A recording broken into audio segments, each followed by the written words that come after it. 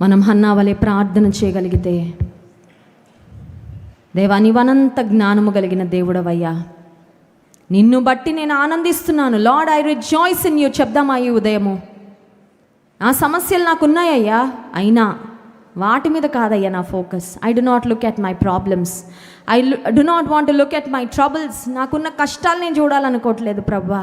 నేను నిన్ను బట్టి ఆనందిస్తున్నానయ్యా, నిన్ను బట్టి నేను అతిశయపడుతున్నాను ప్రభువా. నిన్ను బట్టి నాకు మహాబలము కలుగుతుంది. స్తోత్రమయ్యా. మన బలహీనతలలో మన బలము దేవుడే, మన నిరాశలో మన నిస్పృహలో మన ఆధారము దేవుడే.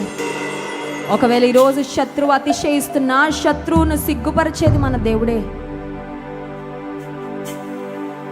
ఇవన్నంత జ్ఞానం కలిగిన దేవుడవయ్యా. ఒకరిని హెచ్చించేవాడవు, ఒకరిని తగ్గించేవాడవు నీవే.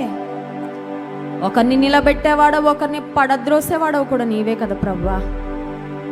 ఒకరిని సమృద్ధితో నింపి సమృద్ధిని లేమిగా మార్చేవాడవు కూడా నీవే. అన్ని నీ చేతిలో ఉన్నాయి. నీకు స్తోత్రాలు. పరిశుద్ధ ప్రేమ కలిగిన తండ్రి నీకు స్తోత్రాలు. హన్నా యొక్క ప్రార్థన ద్వారా అనేకమైన విషయాలు మాతో మాట్లాడినందుకు స్తోత్రాలు. ఆమె ప్రార్థన మీరు విని ఆమెను హెచ్చించిన తర్వాత ఆమె ప్రార్థన జీవితము, ఆమె భక్తి జీవితము, ఆమె సమర్పణ, ఆమెకు నిన్ను గుర్చిన అవగాహన ఇంకా ఎక్కువైందయ్యా. దేవానికి స్తోత్రం. మా జీవితంలో నెలలు, సంవత్సరాలు, దినములు గడుస్తూ ఉండగా, నీ కార్యాలు మేము చూస్తూ ఉండగా ఇంకా లోతుగా ప్రభువా నీలో ఎదిగే కృప మాకు ఇవ్వండి నాయన. మా ప్రార్థన జీవితంలో ఇంకా లోతుకు మమ్మల్ని నడిపించండి అయ్యా.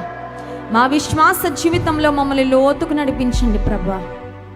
అన్ని పరిస్థితుల్లో నిన్ను ఘనపరుస్తూ, గర్వపు మాటలు, డంబపు మాటలకు మేము దూరంగా ఉంటూ ప్రభువా దీనులమైన నీ సన్నిధిలో సాగే కృప మాకు ఇవ్వండి. మిమ్మల్ని ఆరాధించి స్తుతించబోతున్నగా ఆరాధనాత్మతో మమ్మల్ని నింపుమని యేసు నామములో ప్రార్థిస్తున్నాము తండ్రి. ఆమేన్.